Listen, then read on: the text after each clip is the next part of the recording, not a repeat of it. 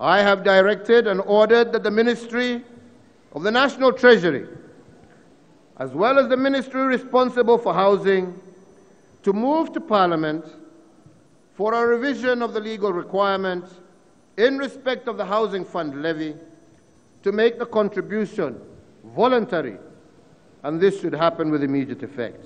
While commemorating Kenya's independence on Thursday, President Uhuru Kenyatta says the government has started the journey to fulfill their pledge to Kenyans on the affordable housing program. However, according to Beatrice Mwangi, a research analyst at Cytonn Investment, only 60 people had registered for the 228 units announced in the first phase of the project. Thereby, the government had to give more incentives in order to achieve its housing agenda. What has been in the market is not necessarily what is in demand, and that mismatch has been the issue so far.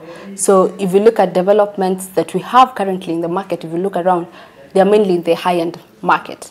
If you look at what we've always been talking about, it's the low and the middle income bracket. So that mismatch between what is supplied and what is in demand has been quite the challenge. The creation of the housing fund was informed by the need to bridge the gap between the rich and the poor by creating a framework through which the traditionally unbanked can access financing and in the end own a home. It might not be able to raise as much amount as they had targeted, because you see, when it's voluntary, they're sure we will raise this for 55 billion per year.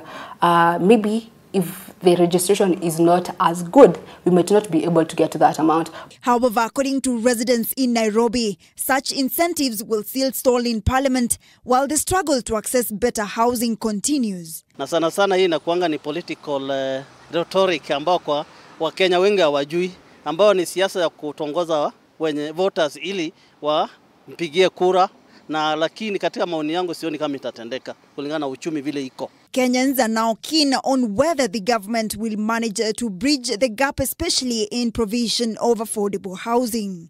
The move by the government seeks to accelerate access to housing far beyond the country's immediate target of achieving 500,000 houses by 2022. Linda Koskei, K24 TV.